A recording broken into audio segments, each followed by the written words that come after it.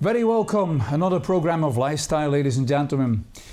Today we are somewhere on the coast with something and someone special. I think it could be a very interesting program. Why? Today the pleasure I have is to speak with Mr. Tuka. Mr. Tuka is or was for a long time a Finnish pilot. So we could say that maybe today we are pending somewhere in the air between Helsinki and Malaga, which could be or the Costa del Sol. And I would like to introduce you to him.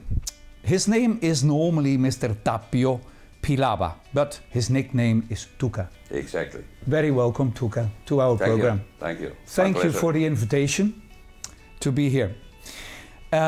For us, it's a pleasure that we can have this interview with you, because it's always interesting to know more about commercial aeroplanes. We see them flying, we take a plane to go wherever, but how did you become a pilot? Well, it was 1972 when my father noticed in the newspaper that there will be a course of flying in military in Kauhava, and said to me that, how about, it could be nice. Okay, tests. Then 72, October 16th, we started a course, military course for aviation in Kauhava. It was almost 1 year.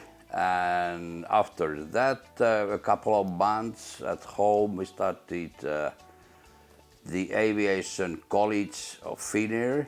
And after that, I started DC-10 second officer. And that's it. How long was it that you went to school and to came off as a pilot?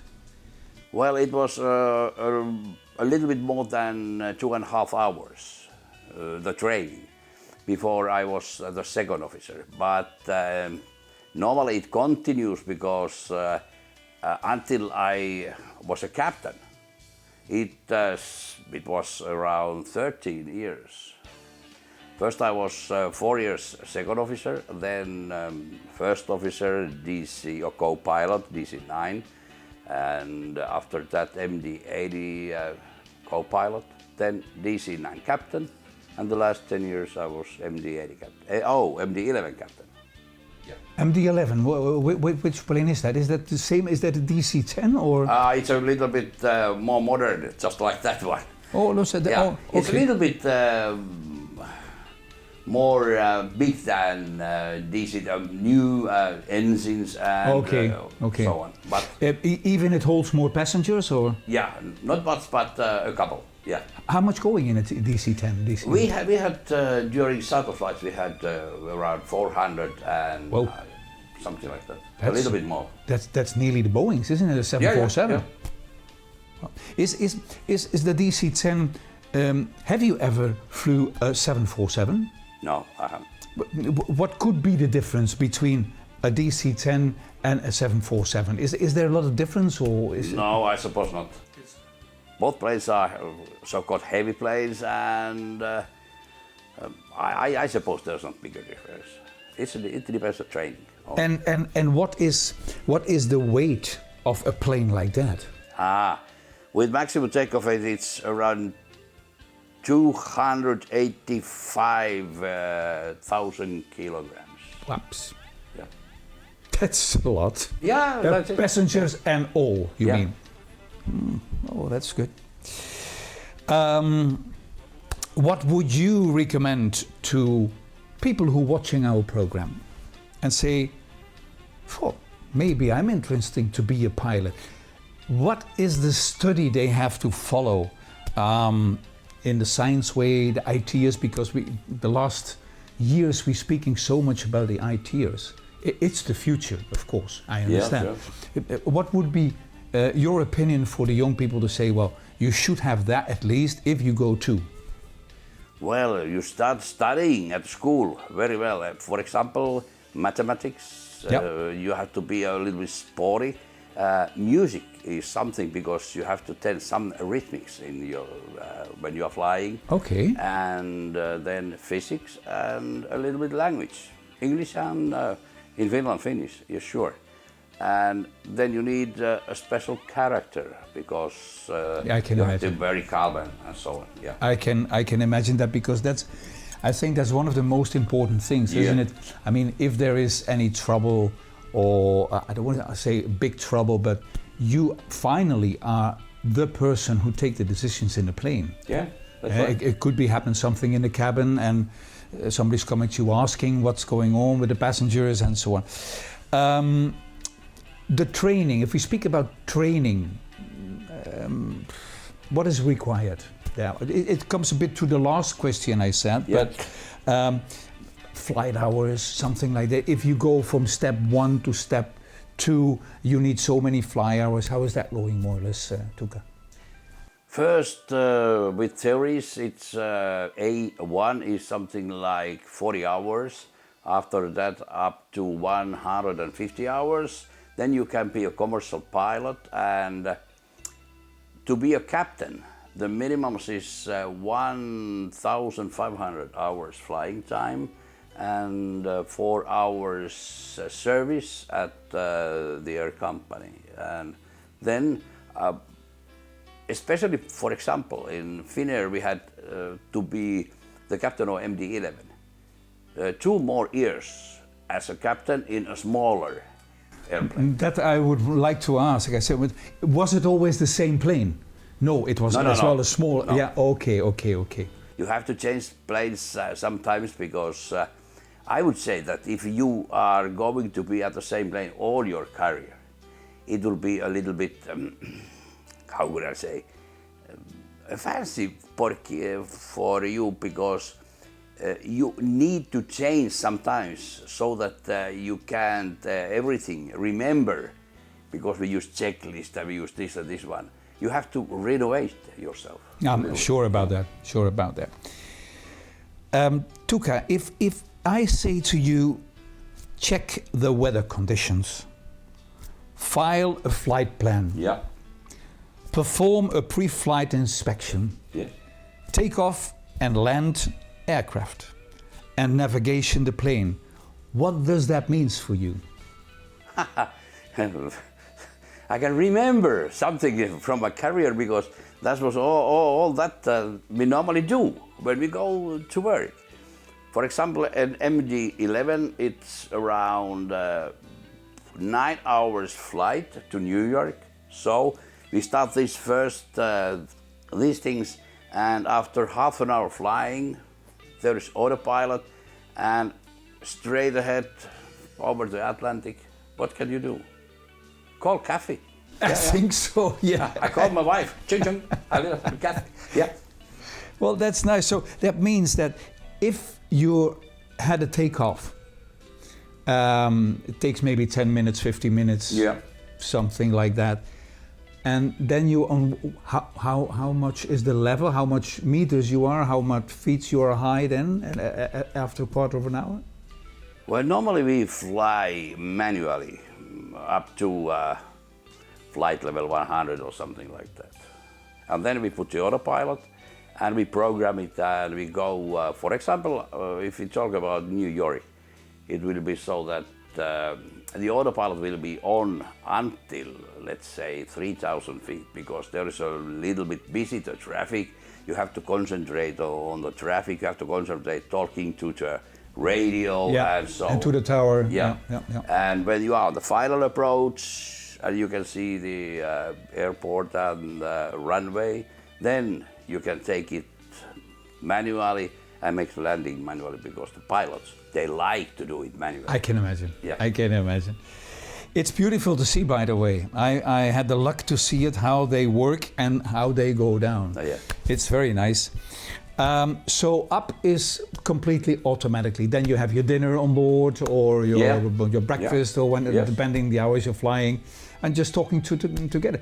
Is it like if we drive a car on the normal road and you've bought a Tesla, and you can sit, just stay back? Is it more or less a bit the same?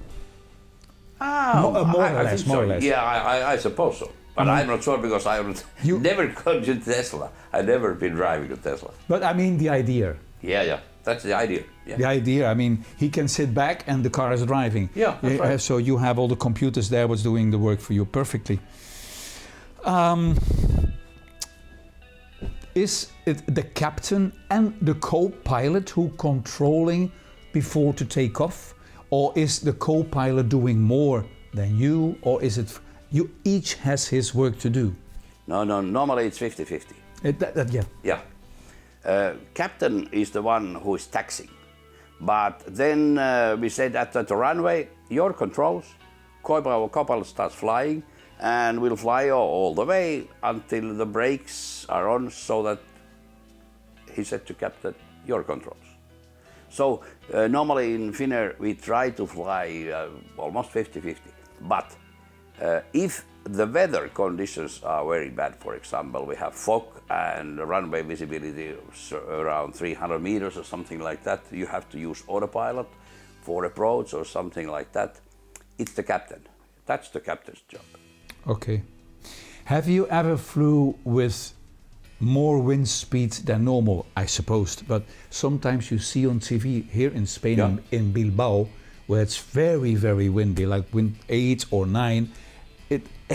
Did you brought any time your plane, like say to the left, that people say, what is the plane going to do? He's not going to land, you know? Oh yeah, we have to do that because it's the crab angle, we say. If you have a side wind, so it's just like in the river, how it's going, for example, boat. Yeah. Down, and that's why over the runway, you have to line up the aircraft, just like runway, because it's going there. You turn it a little bit, for example, on the right-hand side. You put the rudder so it's going straight ahead, and then the landing. But, and whatever, if the wind conditions are very, very hard, if I remember correctly, for example, MD-11, it was 35 knots. That's a lot. Side wind. It's a lot, yes. 70, 80 hours That's a lot, per kilometer, yeah. yes. Wow. I suppose that you are quite easy when that happens in the cockpit. How is that with the guests in the plane? I don't really know how is this, because it's normal work for us. I can understand. So I'm flying, I do the job. But for example, if we have very much gusts and we have gusty conditions and the side wind and everything like that, you have to put the airplane directly to the runway so that there is nothing special flares or something like that. You cannot do very fine landing. You have to do hard landing. Okay. I had more than once. I don't know how exactly to say that in English, but if you come down with the plane and you would like to make the landing, but there is another plane in 1 kilometer view of your eye and you have to go up again, how do you say that in real English? A through start or? Okay, it's go around. Okay. Yeah. Did you did that? Very many times. Yes? Yeah, sure. Yeah?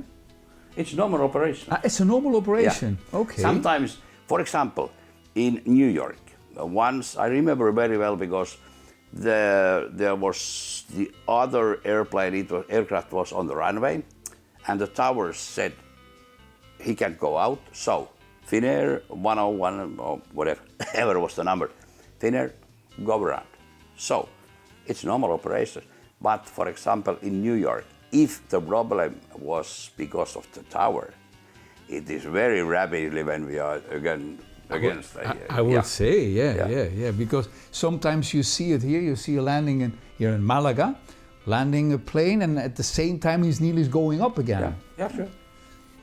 Okay. You flew for how many years? Almost 30. 30 years. Yes. I was a youngster when I started, 21 years. Only? Only, yeah. And what was your first plane then? It was that DC-10, second officer. Wow. Yeah. With 21 years. Almost. Yeah, after 1 month, I was 22. Okay. Oh, that's very young, isn't it? Yeah. Because I don't know how it's today. What is the normal age that a pilot comes on? As a second officer, sorry. I suppose my friends at the same time, Finnair, they 2 or 3 years older than I. I was the youngster, but the second course we had, second aviation school course, had a guy who was still a little bit younger than I. Yeah. Very young. How hectic, Tuukka, can it be flying into New York? I mean, there are 3 giant airports over there. So is that special attention for you to take that airport, or? I would say that New York had there is a good radar, and that's why the New York area Dragon, it's the radar they use when we are approaching. I would say that New York is it's easy. Is it easy? Yeah, I would say that because, you know, USA, America, they had good habits, and they have been flying so long during the centuries, I would say. So. And the transit, I call it over the transit airport, Yeah. Amsterdam, for example. Yeah. How is that for you? I like Amsterdam. Yeah. Even the airport. It's a big one, eh? Yeah, because Amsterdam, the airport is big and great, but the systems, they work perfectly in Amsterdam. I like it, yeah. Okay. Is that different, like, for example, if you fly to London? Heathrow, London, yeah, Heathrow, there is a little bit more traffic, I suppose, but the difference is it's the minimum. No, Yeah. not great, no. What is the biggest one in the world at the moment, by the way? You mean the airport? Yes? I'm not sure if it's Chicago, O'Hara, or maybe Atlanta. I'm not sure. But they are in America? Yeah. Well, okay.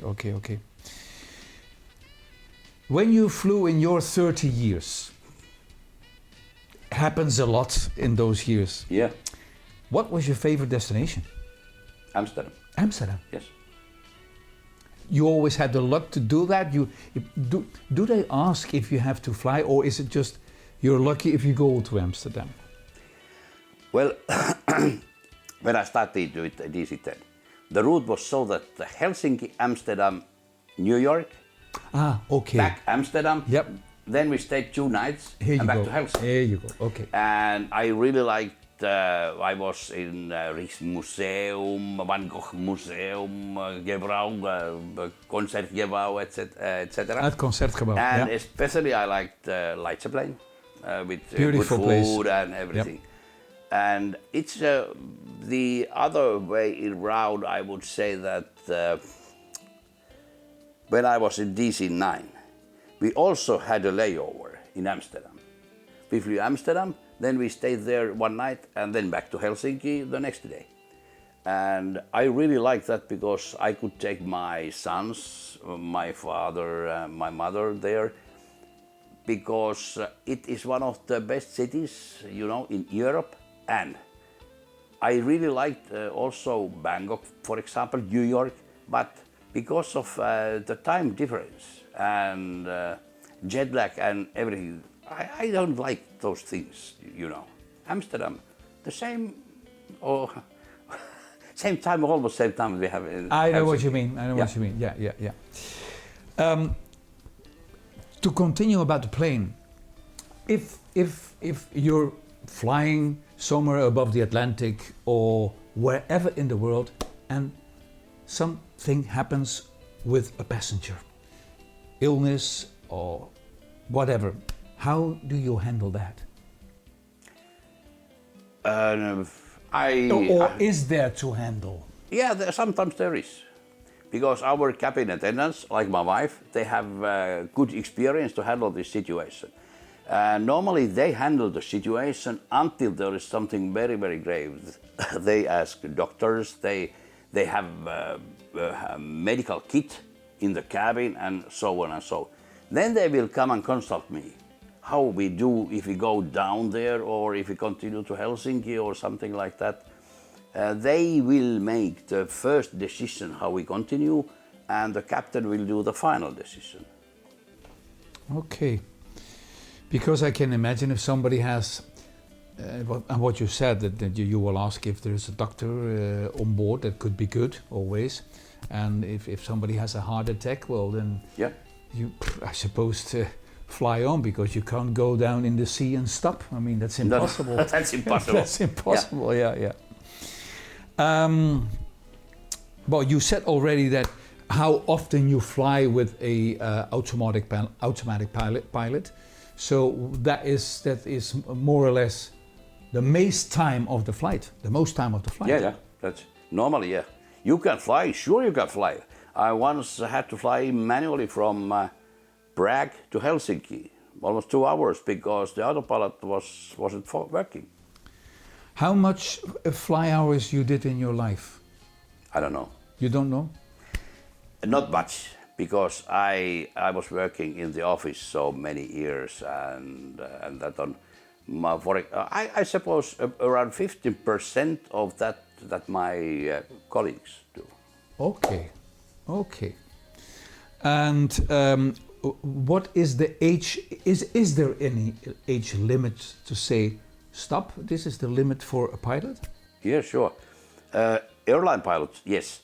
For example, Finnair at the moment, I suppose when I started, it was the year for retirement, the age was 52, 55, between that. After a couple of years, they were 52, 58, then the young guys 55, but nowadays I suppose the pilot can fly 63 or 65. Oh, still, okay. Yeah, but only one pilot can be in the cockpit more than 60 years. The other guy has to be a little bit younger.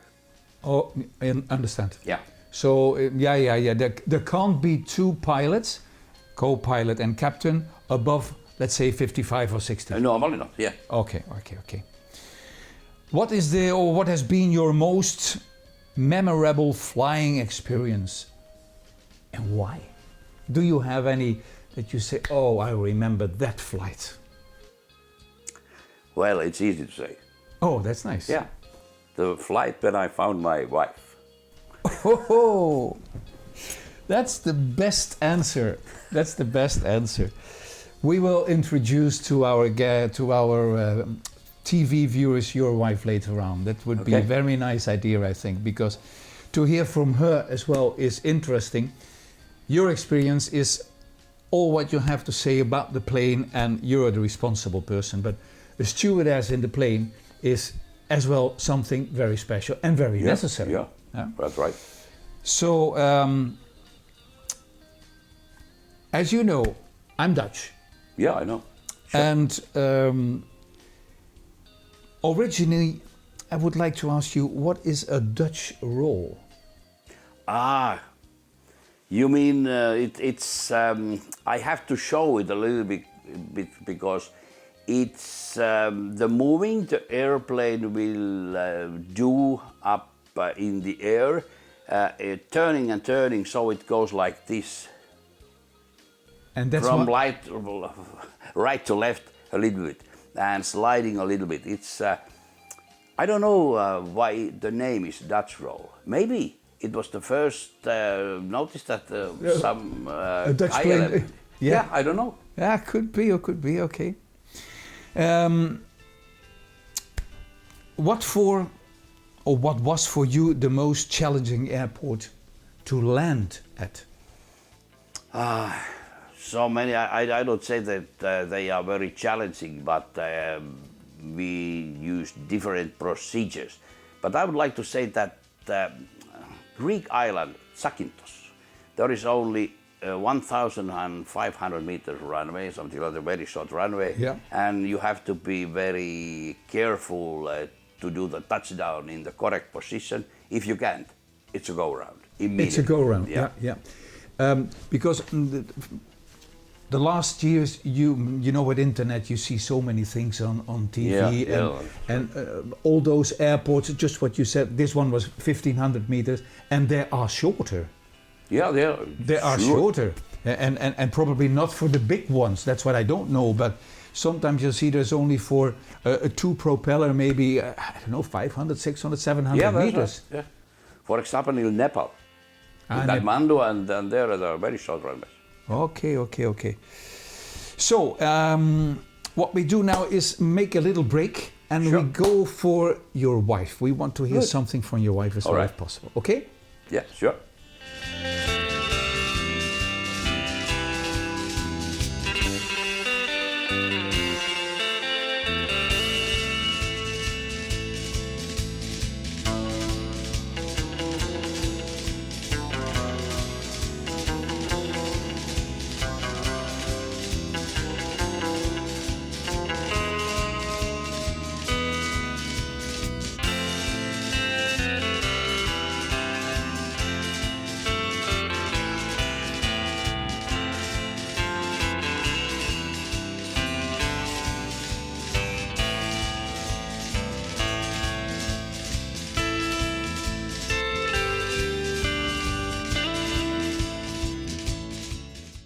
Well, we just had a little break, ladies and gentlemen, and we're back with the family. We're back with Tuka and Tuija.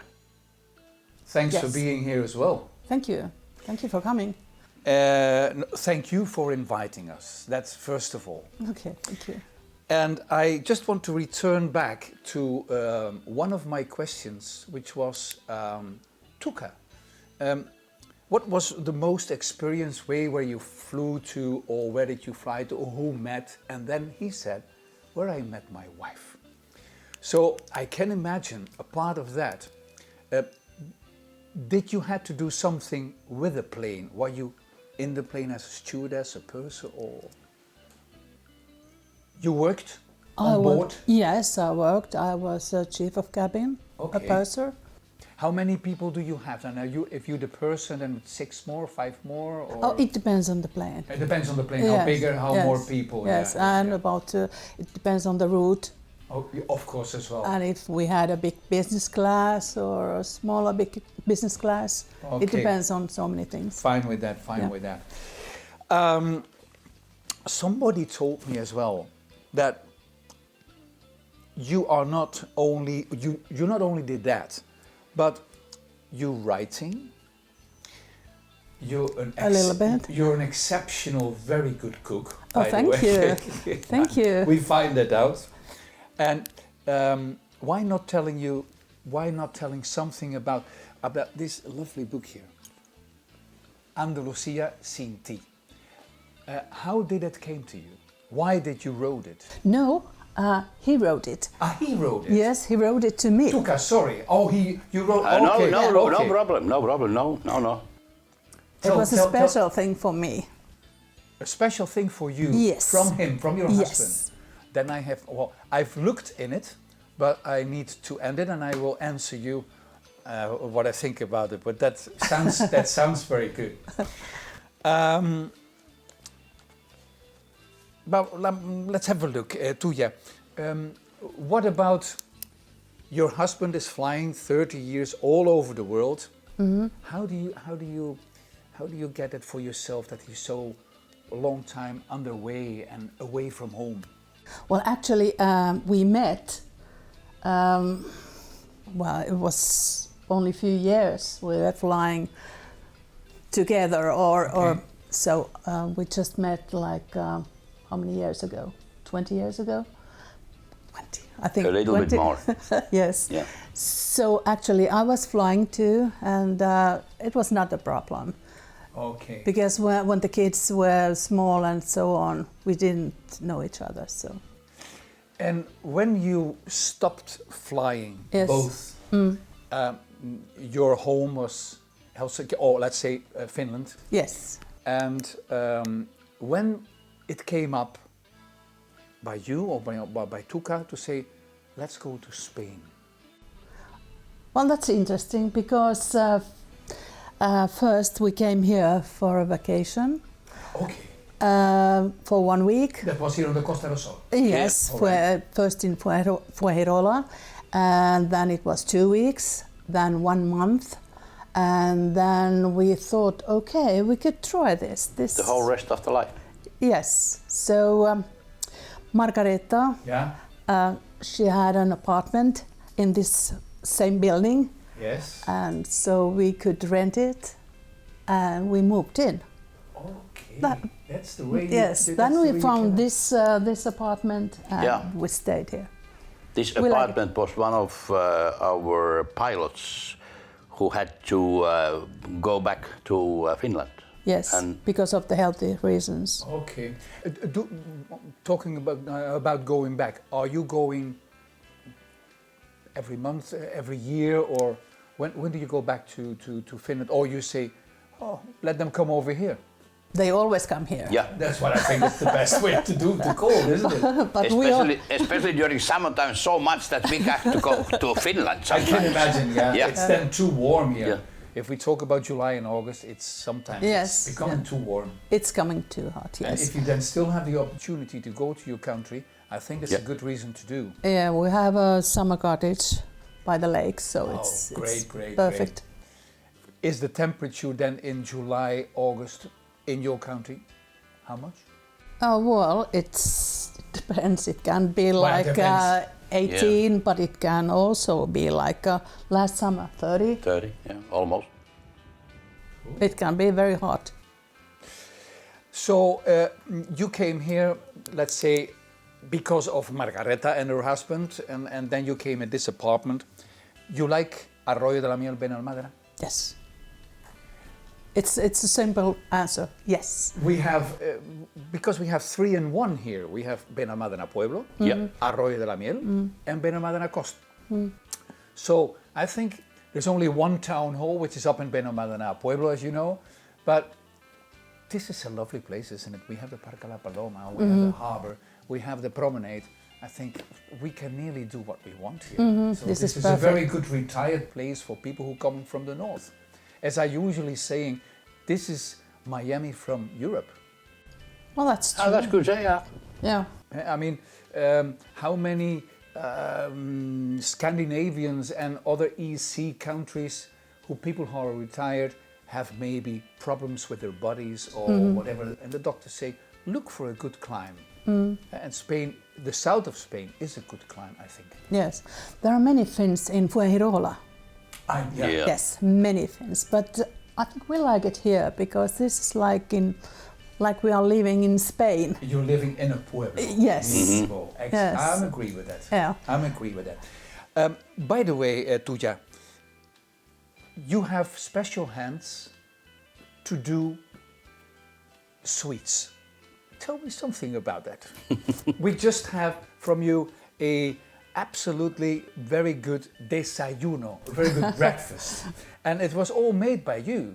We didn't Yeah. expect it, you know. So, how long do you do this already? Your whole life, or is it just from the last years you were in Spain because you retired? No.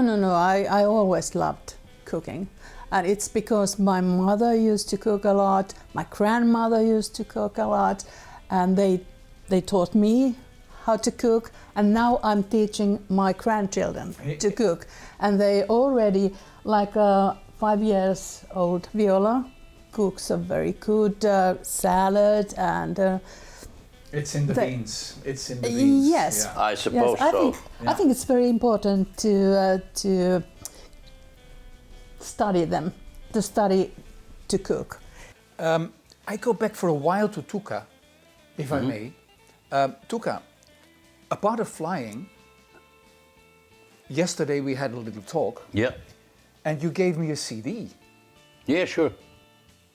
No, you're not. Well, your wife did. Your Yeah. wife did, but she's responsible. I've listened. Well, I like that she's responsible because she could be your manager, you know. So, Yeah, I know.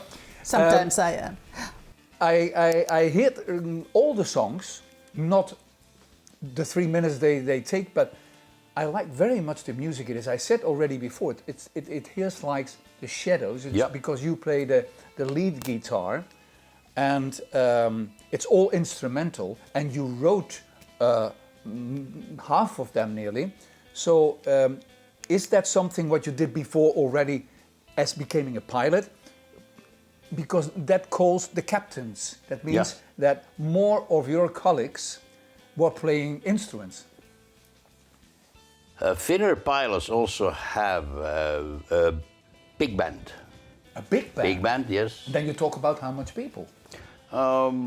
Let's say 20 Wow. people. They are 20 pilots. They are doing it together, but we 5 at the moment.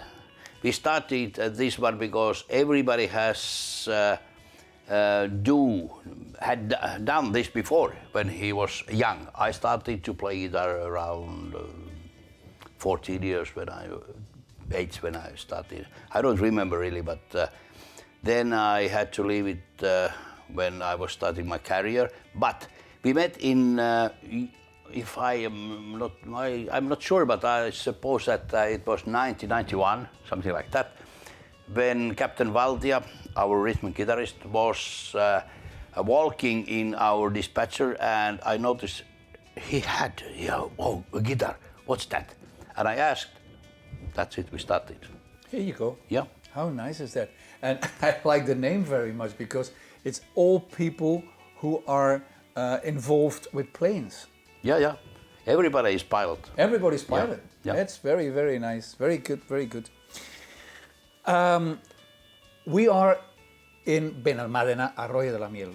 What about Andalusia? What about Andalusia? What do you know already, or where have you been already? You like where you live? Of course, I understand that you like where you live, but to have more interesting in history of our landscapes, some things like that, like Ronda, Cordoba, Sevilla, whatever. Have you been there? Yes, all of those places.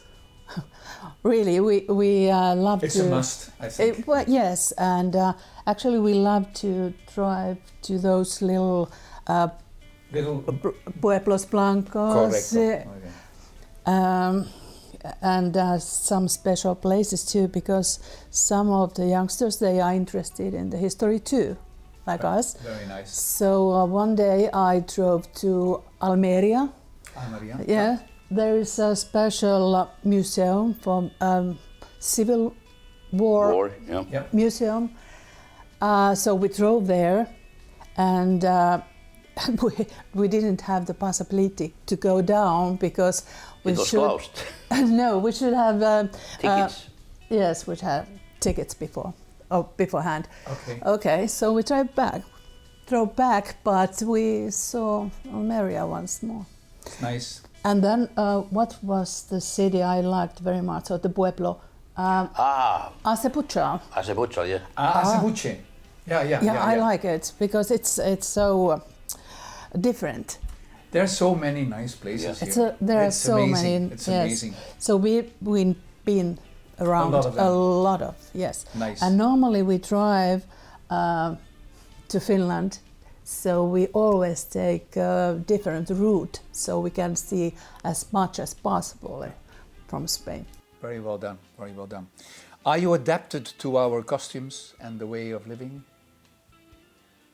I would say so. Well, as much as possible. We try to. You have a lot of Finnish friends, but do you have as well Spanish friends? Or most of No. them are Finnish? Or Most. Scandinavian? Scandinavia, most of them are Finnish. Because Tuca is absolutely speaking very, very good Spanish. You know, and that's the question, you know. Is he sometimes with the Spanish people here around, or how did it came that you speak so very well Spanish, Tuca? Is that become of the captain, or you did it yourself, or you said, I will speak nearly perfectly before I go to Spain? I didn't speak any Spanish until I moved here. Great job. Not a, oh, no. 2 words. Gracias. Una cerveza. Una cerveza. Sí. But after, when I move here, it's my business to speak Spanish. It is not the Spanish people who have to speak Finnish or English. No. I live here and that's it. I mean, Finnish is a very difficult language Yeah, that's for right. the Europeans to understand. I speak 4 languages and understand 5, but Finnish, it's impossible for me. You can try. I've tried, but it's I can give you impossible. lessons. Well, once like Dutch. Well, my language is either not easy No. to pronounce. No. That's it. To pronounce. But I think Tuka helps many people here, so he has to talk Spanish Okay. in the offices and Okay. all over. Okay. If you both going out, I mean, you are a very good cooker. We just had the proof. What is your specialty if you go out and say to your husband, "We go tonight to eat what?" What is the most you like? I think it's fish, some kind of a fish. Depends on the day. That's for sure. If it's on a Monday, don't do Yes, it. yes, really, that's what I mean. That's right. That's right. Yeah. I agree with that because fish is very typical here, and it depends as well the month. And if you have the boquerones or the mejillones, and they have their months when they are very special and very tasty. I would like to say to all our TV viewers that some of the music which will be heard on this interview will be from Tuka and his band, the Captains, because it's nice to have a background music. So if with your permission, Tuka, we would like to do that. Is that possible? Yeah, it's possible. I'm not sure how they say in Finland with Teosto, this association but I suppose nobody will really notice. So my permission, sure. Here we go, and that's what I want to know. You're the boss, you're the captain. Yeah. You're the captain of everything, okay. If you had to do or to make a decision, for what reason would you go back to Finland? Definitely. I mean. Oh, that's a difficult question. Maybe, No, it's not. Maybe some healthy reasons, or I don't know. Maybe Your husband said that that's not because I think he said, "This is my place." yes. Yeah, this is. This is.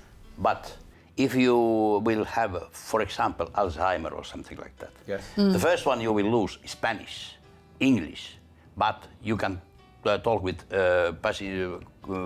Finnish. So it could be so that you have to move back to Finland. But I hope never so. And if something happens like in The family.